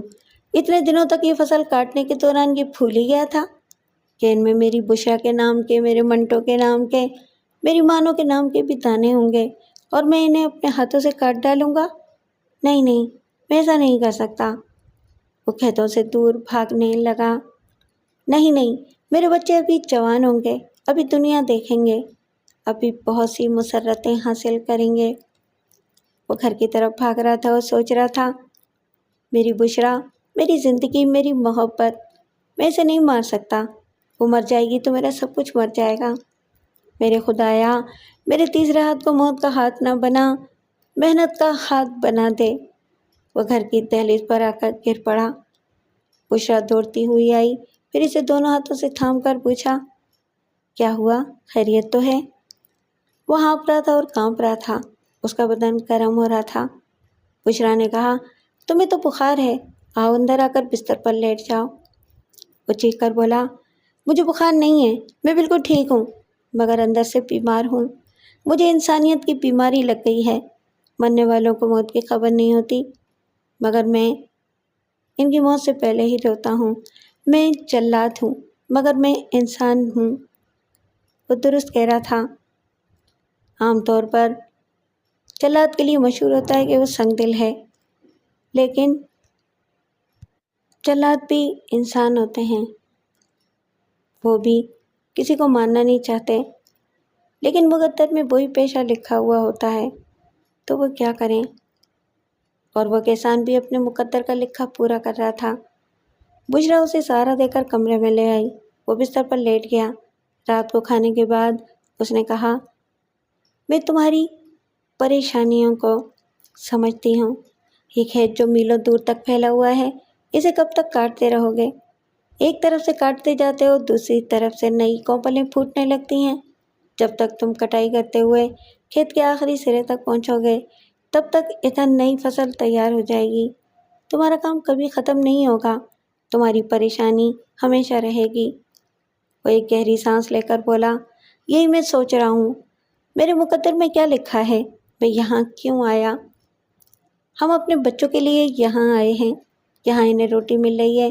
کچھ لوگوں کو اپنی خوراک حاصل کرنے کے لیے دوسروں کو مارنا پڑتا ہے۔ یہ کوئی نئی بات نہیں ہے۔ جب سے انسان اس دنیا میں آباد ہوا ہے، تب سے ایک کی لاش پر بیٹھ کر دوسرا کھاتا ہے، خواہ وہ سویم اور 40ویں کا ہی کھانا کیوں نہ ہو۔ اور میں ایسا نہیں کر سکتا۔ میرے ذہن میں ایک ترکیب ہے، تم سرکار کو اطلاع دو، زراعتی شعبے سے لوگ یہاں آئیں گے، اس کھیت میں ایک سرے سے دوسرے سرے تک ٹریکٹر چلائیں گے، 2 ہی دن میں ساری فصل کاٹ کر رکھ دیں گے۔ وہ ہڑبڑا کر اٹھ بیٹھا، پھر وحشت سے دیکھتے ہوئے بولا، نہیں نہیں، میں کسی کو اطلاع نہیں دوں گا، میں اس کھیت میں کسی کو جانے نہیں دوں گا، کوئی اپنے ہاتھ میں درانتی لے کر اس فصل کو نہیں کاٹے گا۔ کیوں نہیں کاٹے گا؟ تم خود کاٹنا نہیں چاہتے، دوسروں کو کاٹنے نہیں دو گے، آخر کیوں؟ او بشرا، یہ کیوں بھولتی ہو کہ وہ زندگی کی کھیتی ہے، وہاں تمہارے نام کے اور میرے بچوں کے نام کے خوشے بھی ہوں گے، اور وہ ابھی کچے ہوں گے۔ کسی دن کٹائی کے لیے ایک دم پک کر تیار ہو جائیں۔ کسی نے انہیں کاٹ ڈالا تو کیا ہوگا؟ نہیں، ہرگز نہیں، میں کسی کو اس کھیت میں قدم رکھنے نہیں دوں گا، اور خود کبھی یہ تیسرا ہاتھ استعمال نہیں کروں گا۔ تم جو چاہتے ہو وہی کرو، مگر زیادہ نہ بولو، تمہاری طبیعت ٹھیک نہیں ہے، سونے کی کوشش کرو۔ اس نے آنکھیں بند کر لیں۔ دوسرے دن وہ کھیت میں گیا، لیکن اس کے ہاتھ میں دراتی نہیں تھی۔ وہ ایک طرف سے چلتا ہوا اس کھیت کے ایک ایک خوشائے گندم کو یوں تکنے لگا جیسے ان میں اپنی بشرا اپنے بچوں کا چہرہ ڈھونڈ رہا ہو، معلوم کر رہا ہو کہ کون سا خوشائے گندم اس کی محبت اور اس کے خون کے رشتوں کے نام ہے۔ وہ پاگلوں کی طرح ادھر سے ادھر بڑی دیر تک گھومتا رہا، یہاں سے وہاں تک گندم کی سنہری بالیوں کو تکتا رہا، لیکن سراغ نہ لگا سکا۔ تھک کر واپس آ گیا۔ وہ چاہتا تھا کہ کسی طرح سراغ مل جائے، ان تینوں کے نام کے خوشہ گندم کا پتہ چل جائے، پھر وہ ان کی حفاظت کرے گا، دراتی اس طرف نہیں لے جائے گا۔ وہ 2 دن تک کھیتوں میں نہیں گیا، 2 دن تک اس نے کٹائی نہیں کی، 2 دن تک اس دنیا میں موت اور زیت کا فیصلہ کس طرح ہو رہا ہوگا؟ شاید اس طرح کہ لبنان میں خون زیت تھم گئی، فلسطین کے مسلمان صرف بھٹک رہے ہیں، موت ابھی ان کے قریب نہیں آ رہی ہے، بنگلہ دیش میں امن قائم ہو گیا ہے، فلسطینی کیمپوں میں چلے گئے ہیں، اور شاید ایران اور عراق کے درمیان عارضی جنگ بندی ہوئی ہے، شاید وہ کسی فیصلے تک پہنچنا چاہتے ہیں، اور وہ کسان بھی کسی فیصلے تک نہیں پہنچ رہا ہے۔ دنیا کا کام کبھی نہیں رکتا، اگر رکتا ہے تو قدرت کسی نہ کسی بہانے پھر اسے جاری کر دیتی ہے۔ اس کسان کے ساتھ بھی یہی ہوا۔ وہ کھیتوں کی طرف ٹہلنے کے لیے گیا تھا، ارادہ تھا کہ پھر کسی خوشے میں اپنی بیوی بچوں کا نام تلاش کرے۔ ایسے وقت خیال آیا شاید اللہ تعالیٰ نے انہیں لمبی عمر دی ہے۔ لمبی عمر پانے والوں کے خوشہ گندم کھیت کے آخری سرے میں ہیں، وہاں پہنچتے پہنچتے کافی دن لگ جائیں گے، کیوں نہ وہاں جا کر ان خوشوں کا سراغ لگایا جائے۔ وہ تیزی سے ادھر جانے لگا، خیال یہ تھا کہ وہ ایک ایک خوشے کو مٹھی میں جکڑ کر زور زور سے ہلائے گا۔ جو خوشے اس کی بشرا منٹو اور مانو کے نام کے ہوں گے، انہیں مضبوطی سے تھام کر جھنجھوڑے گا تو ان پر اثر بھی ضرور ہوگا۔ پھر وہ گھر جا کر پوچھے گا، بتاؤ آج کوئی تکلیف یا پریشانی ہوئی تھی؟ مگر یہ حماقت ہے، بہتر یہ ہوگا کہ وہ روز بشرا منٹو اور مانو کو لے کر کھیت کے آخری حصے میں آیا کرے اور ایک ایک خوشہ گندم کو آزمایا کرے، اس طرح وہ قریب ہوں گے تو اس آزمائش کا رد عمل ان پر ضرور ہوگا۔ آدمی جب اپنوں کی محبت میں ڈوب کر ان کی سلامتی کے لیے جتن کرتا ہے تو اسی طرح سوچتا چلا جاتا ہے۔ وہ سوچتا ہوا کھیت کے آخری سرے پر پہنچ گیا۔ اسی وقت اس نے پلٹ کر دیکھا، اسے شعلے نظر آئے، دور بہت دور آگ لگی ہوئی تھی۔ وہ پریشان ہو کر دوڑنے لگا، جدھر آگ نظر آ رہی تھی ادھر مکان تھا، اگرچہ وہ درختوں کے جھنڈ میں وہاں سے نظر نہیں آ رہا تھا، لیکن بہت دور تک بھاگتے رہنے کے بعد اس نے دیکھا واقعی مکان میں آگ لگ گئی تھی، شعلوں نے اسے چاروں طرف سے گھیر لیا تھا۔ وہ تیزی سے دوڑتے ہوئے چیخنے لگا، بشرا، میری بشرا، میرے بیٹے منٹو، میری گڑیا مانو، میں آ رہا ہوں، میں آ رہا ہوں۔ وہ تیزی سے دوڑ رہا تھا، شعلے بلند سے بلند تر ہو رہے تھے، وہ بہت دور تھا اور شعلے مکان سے بہت قریب تھے، مکان سے لگے ہوئے تھے، بلکہ مکان کے اندر پہنچے ہوئے تھے۔ جب وہ قریب پہنچا تو کہیں سے مکان کے اندر داخل ہونے کا راستہ نہیں تھا۔ وہ چاروں طرف دوڑنے لگا، اپنی بیوی اور اپنے بچوں کو آوازیں دینے لگا، کہیں سے کوئی جواب نہیں مل رہا تھا۔ وہ اپنی بشرا اور اپنے بچوں کی خاطر آخری سانس تک جد و جہد کر سکتا تھا، انہیں سلامت رکھنے کے لیے دکھ بیماریوں کے باوجود دن رات کھیتوں میں کام کر سکتا تھا، لیکن شعلوں سے گزر کر چلتے ہوئے مکان کے اندر نہیں جا سکتا تھا۔ جان بوجھ کر جان دینا سب سے بڑی حماقت ہوتی ہے، وہ جان دے کر بھی انہیں نہیں بچا سکتا تھا۔ ہاں، اگر مکان کے اندر سے جواباً ان کی آواز سنائی دیتی، زندگی کے آثار پائے جاتے، تو وہ شعلوں کے درمیان سے گزرتا ہوا ان کے پاس پہنچ جاتا، ان کے ساتھ جل مرتا یا پھر انہیں وہاں سے نکال لاتا، لیکن چلتے ہوئے مکان کے اندر زندگی کے آثار نہیں تھے، کوئی آواز سنائی نہیں دے رہی تھی۔ جب مکان شعلوں کی لپیٹ میں آیا ہوگا تو جلنے والے نے اپنے بچاؤ کے لیے چیخ پکار کی ہوگی، لیکن اس وقت وہ کسان ان سے بہت دور تھا، اتنی دور کہ ان کی چیخ و پکار بھی سنائی نہیں دی تھی، اور اب وہاں سناٹا تھا، صرف مکان کے جلتے شعلوں کے لپکنے اور ہواؤں کے تیز تیز سانس لینے کی آوازیں آ رہی تھیں۔ وہ بڑی دیر تک دیوانہ وار چاروں طرف دوڑتا رہا۔ پیچھے کھلیان تک آگ پہنچی نہیں تھی، مگر گھر کو تو پوری طرح لپیٹ میں لے لیا تھا۔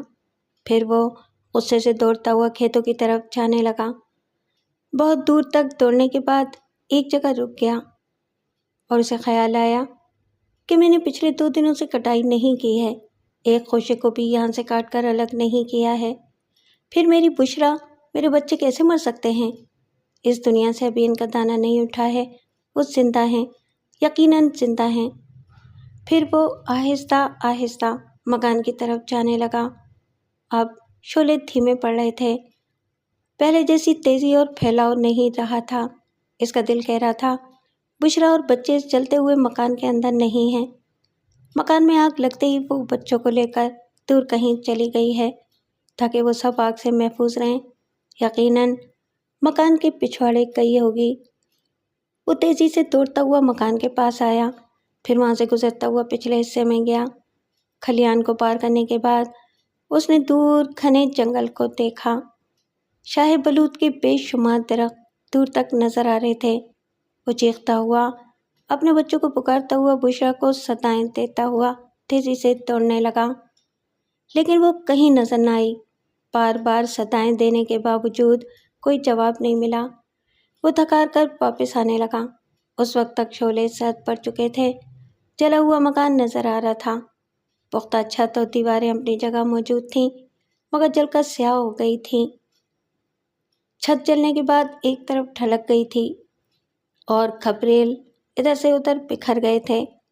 وہ بالٹی میں پانی بھر کر رہی سہی آگ کو بجھانے لگا، بیرونی دروازے سے داخل ہونے کا راستہ بنانے لگا۔ آگ بجھ رہی تھی۔ وہ بالٹی بھر بھر کر پانی پھینکتا ہوا بیٹھک میں پہنچا، پھر وہاں سے گزرتا ہوا اس کمرے میں آیا جہاں وہ رات اپنے بیوی بچوں کے ساتھ سویا کرتا تھا۔ اس کی بیوی، اس کے بچے بستر پر سو رہے تھے۔ دونوں بچے اپنے الگ بستر پر آنکھیں بند کیے پڑے ہوئے تھے، جیسے گہری نیند میں ہوں۔ بشرا اپنے بستر پر نیم دراز تھی، پیچھے دیوار سے ٹیک لگائے نصف بیٹھی ہوئی تھی اور نصف لیٹی ہوئی تھی۔ اس کی آنکھیں کھلی ہوئی تھیں اور دروازے کی طرف دیکھ رہی تھی، جیسے آنے والے کا انتظار کر رہی ہو، اور آنے والا آ گیا تھا۔ اس نے حیرانی سے پوچھا، بشرا، مکان جلتا رہا اور تم بچوں کے ساتھ یہاں پڑی رہیں، تم باہر کیوں نہیں آئیں؟ تم خیریت سے تو ہو؟ وہ کہتے کہتے رک گیا۔ اسے عجیب و غریب منظر دکھائی دے رہا تھا۔ پہلی نظر میں اس نے توجہ نہیں دی تھی، اب توجہ سے دیکھ رہا تھا۔ اس مکان کی ہر چیز جل کر راکھ ہو گئی تھی، حتیٰ کہ وہ بستر بھی جل گئے تھے۔ بشرا اور بچوں نے جو لباس پہن رکھا تھا وہ بھی جل گئے تھے، سیاہ پڑ گئے تھے، ہر چیز سیاہ پڑ گئی تھی۔ آگ لگنے سے پہلے لباس کا جو ڈیزائن تھا اور لباس میں جو شکنیں پڑی ہوئی تھیں، وہ ڈیزائن اور شکنیں تمام کی تمام اپنی جگہ پر موجود تھیں، لیکن لباس کی صورت میں راکھ رہ گئی تھی۔ وہاں کی ہر چیز جل کر راکھ ہو گئی تھی، صرف چھت اور دیواریں سلامت تھیں کیونکہ وہ ٹھوس اور سخت تھیں۔ بشرا، منٹو اور مانو کے جسم محفوظ تھے کیونکہ ان میں مقدر کی سختی تھی۔ ان کے نام کے دانے ابھی اس دنیا سے نہیں اٹھے تھے۔ جسے قدرت رکھتی ہے اسے آگ بھی نہیں جلاتی ہے، جلانا چاہو تو آگ گلزار بن جاتی ہے۔ وہاں آگ گلزار تو نہیں بنی تھی، راکھ ہو گئی تھی، مگر جسم محفوظ تھے۔ وہ کمرے میں آیا، بشرا کے قریب پہنچا، پھر اس نے آواز دی، تم چپ کیوں ہو؟ یہ سب کیا ہے؟ کچھ تو بولو۔ وہ اسی طرح ساکت تھی، اس کی کھلی ہوئی آنکھیں دروازے کو تک رہی تھیں، شاید وہ مر چکی تھی، مگر نہیں، اس کے سینے میں ہلکی ہلکی سی لرزش تھی۔ وہ سانس لے رہی تھی، اس کی آنکھوں میں زندگی کی چمک تھی، چہرے پر بھی وہی زندگی کی تازگی تھی۔ وہ مری نہیں تھی، زندہ تھی۔ وہ دوڑتا ہوا بچوں کے بستر کے پاس گیا، وہاں بھی بچوں کی سانس چل رہی تھی، لیکن وہ آنکھیں بند کیے پڑے ہوئے تھے، وہ بھی زندہ تھے۔ اس نے آواز دی، میری گڑیا، میری جان مانو، دیکھو تمہارے ابا آئے ہیں، آنکھیں کھولو، میں تمہارے لیے ٹافی لایا ہوں، بسکٹ لایا ہوں، کھلونے لایا ہوں۔ منٹو، میرے بیٹے، تم چپ کیوں ہو؟ تم سانس لے رہے ہو، تم زندہ ہو، بولو بیٹے۔ وہ دیر تک آوازیں دیتا رہا، پھر وہاں سے دوڑتا ہوا بشرا کے پاس آیا۔ اس نے اس کی کلائی تھام لی۔ نبض بہت سست چل رہی تھی، موت اسے اپنی طرف کھینچ رہی تھی۔ اس نے ہولے سے ہاتھ کو جھنجھوڑ کر کہا، بشرا کچھ تو کہو۔ ہولے سے جھنجھوڑنے کے باعث ذرا سا جھٹکا لگا، ہاتھ بستر میں ذرا سا دھنس گیا، کیونکہ وہ بستر اور اس پر بچھی ہوئی چادر راکھ ہی راکھ تھی، اس لیے ہاتھ ذرا دھنس گیا تھا۔ اس کے لباس سے بھی ذرا سی راکھ جھڑ گئی۔ وہ فوراً ہی پیچھے ہٹ گیا۔ اس کے دماغ نے سمجھایا، اگر وہ اسے جھنجھوڑے گا، اسے زیادہ حرکت دے گا تو راکھ جھڑنے لگے گی۔ نہیں، اسے ہاتھ نہیں لگانا چاہیے، دور ہی سے مخاطب کرنا چاہیے اور دور ہی سے انہیں زندگی کی طرف واپس لانے کی کوئی تدبیر کرنی چاہیے۔ وہ بے بسی سے کبھی بشرا کو کبھی بچوں کو تکنے لگا، پھر اس نے کہا، تم سب جہنم کی ساکھ میں چلتے رہو، تمہارے حلق خشک ہو گئے ہوں گے، تم لوگوں کو پیاس لگ رہی ہوگی، کیا میں پانی پلاؤں؟ وہ وہاں سے کچن کی طرف گیا، وہاں بھی ہر چیز خاک ہو چکی تھی، مٹکا محفوظ تھا۔ اسے کھول کر دیکھا تو پانی گرم ہو رہا تھا۔ وہ باہر آیا، پیچھے کھلیان کے پاس کنواں تھا، اس نے کنویں سے ٹھنڈا پانی نکالا، پھر ایک گلاس میں لے کر بشرا کے پاس آیا۔ اس نے منہ سے لگا کر کہا، پانی پیو۔ وہ چپ تھی، حرکت نہیں کر رہی تھی، زبان تک نہیں ہل رہی تھی، پھر وہ پانی کیسے پیتی؟ وہ کچن سے ایک چمچ لے آیا، اس چمچ سے پانی لے کر اس کے کھلے ہوئے منہ میں ڈالنے لگا۔ اس کے بعد ذرا قریب جھک کر دیکھنے لگا، پانی منہ سے گزر کر حلق سے اتر رہا تھا۔ اس وقت بھی زبان نے ذرا سی حرکت نہ کی۔ وہ پانی کو نگلنے کی کوشش کر رہی تھی، لیکن تعجب تھا کہ جسم ساکت تھا۔ صرف وہ حصے حرکت کر رہے تھے جو زندگی کو برقرار رکھنے کے لیے کافی ہوتے ہیں۔ مثلاً دل دھڑک رہا تھا، سینہ سانس کی وجہ سے ہولے ہولے لرزیدہ تھا۔ وہ بول نہیں سکتی تھی۔ زندہ رہنے کے لیے بولنا کوئی ضروری بھی نہیں ہے۔ کتنے ہی کیڑے مکوڑے زندہ رہتے ہیں مگر کبھی منہ سے آواز نہیں نکالتے۔ اس کی آنکھیں دروازے کی طرف لگی ہوئی تھیں، وہاں سے وہ آنکھیں گھوم کر کسی دوسری طرف نہیں دیکھ سکتی تھیں۔ زندہ رہنے کے لیے دیکھنا ضروری نہیں ہے۔ چمگاڈر کی آنکھیں نہیں ہوتی مگر وہ زندہ رہتی ہے۔ وہ حرکت نہیں کر رہی تھی۔ وہ دونوں ہاتھوں سے سر تھام کر اکڑوں بیٹھ گیا۔ خدایا، یہ کیسی زندگی ہے؟ یہ کب تک ایسے رہیں گے؟ میں ان کے لیے کیا کروں؟ فی الحال وہ اتنا ہی کر سکتا تھا کہ انہیں زندہ رکھنے کی کوششیں جاری رکھتا، ان کے جسم میں خوراک پہنچاتا۔ خوراک پہنچانے کے سلسلے میں اس نے روٹی کا چھوٹا سا ٹکڑا بشرا کے منہ میں رکھا، لیکن وہ اسے چبا نہ سکی۔ اس کا مطلب یہ ہے کہ جبڑے حرکت نہیں کر سکتے تھے۔ وہ درخت کی طرح ساکت تھی اور صرف ہوا اور پانی یا رقیق غذا خوراک کے طور پر حاصل کر سکتی تھی۔ اس نے ان کے لیے رقیق غذا تیار کی، چمچ کے ذریعے ان تینوں کے جسموں میں خوراک پہنچائی۔ وہ اس طرح انہیں خوراک پہنچاتا، جب تک زندہ رہتا انہیں زندہ رکھنے کی کوششیں کرتا رہتا، جس طرح کسی اپاہج کو ایک جگہ بٹھا کر یا لٹا کر ساری عمر کھلایا پلایا نہیں جا سکتا، اسی طرح وہ کیا کر سکتا تھا؟ اور وہ تینوں کب تک اس حالت میں رہتے؟ کیا ان پر سکتہ طاری تھا یا وہ سکرات کے عالم میں تھے؟ وہ جیسے بھی تھے، زندگی اور موت کی درمیانی حالت میں تھے۔ وہ اس رات جاگتا رہا، سوچتا رہا، اپنے نصف زندہ اور نصف مردہ بچوں کو دیکھتا رہا، اپنی اس محبت کو دیکھتا رہا جو سامنے موجود ہونے کے باوجود ایک تصویر کی طرح تھی۔ دوسری صبح وہ اچانک درانتی کو تھام کر تن گیا۔ اس کے ہاتھ کانپ رہے تھے، اس کی آنکھوں سے آنسو رواں تھے۔ وہ بشرا کے سامنے لرزتی ہوئی آواز میں کہہ رہا تھا، میری جان، میری محبت، میں سمجھ گیا ہوں تم لوگوں کو زندگی کی طرف میں نہیں لا سکتا، تم سب جان کنی کی حالت میں ہو، ایسے میں جان نہیں آتی، جان نکل جاتی ہے۔ اس نے بچوں کی طرف حسرت سے دیکھا، پھر بشرا کو دیکھتے ہوئے کہا، میں سمجھ گیا ہوں، مجھ کو تیرے نام سے اور بچوں کے نام سے موت کی فصل کاٹنی ہوگی۔ میں نے انکار کیا تھا کہ اب تیسرا ہاتھ استعمال نہیں کروں گا، لیکن قدرت نے مجھے مجبور کر دیا۔ یہ دیکھ، میں نے تیسرا ہاتھ اپنا لیا ہے، میں جا رہا ہوں۔ وہ وہاں سے پلٹ کر تیزی سے چلتا ہوا مکان کے باہر آیا، پھر دوڑتے ہوئے کھیتوں میں پہنچ گیا۔ آسمان پر کالے بادل چھا رہے تھے، سورج منہ چھپا رہا تھا۔ اس نے درانتی والے ہاتھ کو بلند کیا اور پھر ایک خوشہ گندم کو مٹھی میں دبوچ کر چیختے ہوئے کہا، بشرا، میری بشرا، یہ تیرے نام کا ہے۔ یہ کہتے ہی اس نے اس کی جڑ کو کاٹ دیا۔ ایک کرا سنائی دی، لیکن اس نے پلٹ کر جلے ہوئے مکان کی طرف نہیں دیکھا۔ وہ اپنوں میں سے کسی کی کرا نہیں تھی۔ وہ جس طرح بشرا اور بچوں کی ہنسی کو جانتا تھا، اسی طرح ان کے آنسوؤں اور کراہوں کو بھی پہچانتا تھا۔ اس نے دوسرے خوشہ گندم کو مٹھی میں پکڑ کر درانتی کو بلند کرتے ہوئے چیخ کر کہا، منٹو بیٹے، یہ تیرے نام ہے۔ اس نے اسے بھی کاٹ ڈالا۔ کرا سنائی دی، لیکن وہ جانے کس کی کرا ہوگی، جانے کس کا دانہ اس دنیا سے اٹھ گیا ہوگا۔ اس نے ایک اور خوشہ گندم کو مٹھی میں جکڑ کر درانتی کو بلند کیا، پھر لرزتی ہوئی آنسو بھری آواز میں کہا، میری گڑیا، میری مانو، میں کیا کروں؟ میں جلاد ہوں، ایسا جلاد جس نے نادانستگی میں اپنی ماں کو ہلاک کر ڈالا، ایسا جلاد جو نہ چاہتے ہوئے بھی اپنے بیوی اور بچوں کو موت کی آغوش میں پہنچانا چاہتا ہے۔ میری گڑیا جیسی بیٹی، مجھے معاف کر دے۔ یہ کہتے ہی اس نے اس خوشہ گندم کو بھی جڑ سے کاٹ ڈالا۔ کرا سنائی دی، لیکن وہ اس کی اپنی مانو کی کرا نہیں تھی۔ پھر تو اس پر جنون سوار ہو گیا۔ اس کے ہاتھ تیزی سے چلنے لگے۔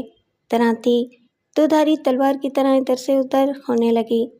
فصلیں کٹنے لگیں، گرنے لگیں۔ اس کے کانوں میں جانے کیسی کیسی کراہیں شور مچا رہی تھیں۔ عارضی جنگ بندی ختم ہو چکی تھی۔ ایرانی اور عراقی لڑ رہے تھے، مر رہے تھے۔ بارود کے دھماکوں سے ان کے چیتھڑے اڑ رہے تھے۔ وہ درانتی چلا رہا تھا۔ اسے یقین تھا اسی طرح اس کی درانتی، اس کا تیسرا ہاتھ ان خوشوں تک پہنچ جائے گا جو بشرا، منٹو اور مانو کے نام ہوں گے۔ پھر وہ اس کربناک زندگی سے نجات پا لیں گے، جاں کنی سے آزاد ہو جائیں گے۔ اس کے بعد وہ خود سکون سے مر سکے گا۔ اس کا تیسرا ہاتھ چل رہا تھا جیسے سپاہی کی تلوار چلتی ہے، ادھر سے ادھر فصلوں کو کاٹتا جا رہا تھا، گراتا جا رہا تھا۔ اچانک ایک خوشہ گندم کو جڑ سے کاٹتے ہی اس کے اندر سے کرا نکلی۔ اس کا ہاتھ رک گیا۔ فوراً یہ معلوم ہو گیا کہ اس نے اپنے ہی نام کے خوشہ گندم کو کاٹ ڈالا ہے۔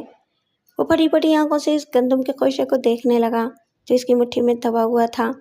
اس کا دل کانپ رہا تھا۔ وہ اٹھ کر کھڑا ہو گیا، لڑکھڑاتے ہوئے قدموں سے مکان کی طرف جانے لگا۔ اس مکان کے کمرے میں بشرا اپنے بچوں کے ساتھ اسی طرح سکتے کے عالم میں تھی، نہ زندہ تھی نہ مردہ تھی۔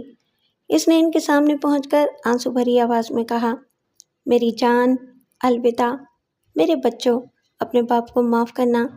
میں نے دن رات محنت کی، دن مہینے سال گزار دیے، جانے تم لوگوں کے نام کے خوشے کس جگہ ہیں، میں اس جگہ تک پہنچ نہ سکا، اپنی ہی موت کی فصل کاٹ کر لے آیا۔ یہ دیکھو، میں رخصت ہو رہا ہوں۔ میری دعا ہے کہ جس طرح ایک کے بعد دوسرا، دوسرے کے بعد تیسرا اس مکان میں آیا، میرے بعد اور بھی کوئی آئے اور اس تیسرے ہاتھ کے ذریعے تم لوگوں کے نام سے موت کی فصل کٹے۔ وہ ایک میز کے پاس گیا۔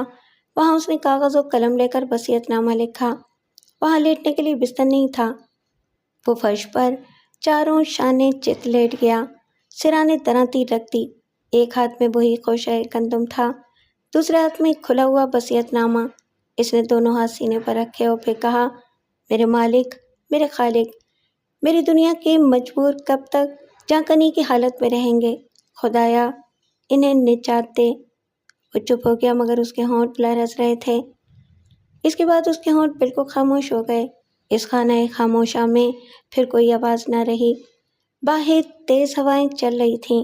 سنہرے چمکیلے گندم کے خوشے ایک دوسرے سے ٹکرا رہے تھے اور ماتمی صدائیں سنا رہے تھے، اور ایک لاش پڑی ہوئی تھی، مگر 3 لاشیں سانس لے رہی تھیں۔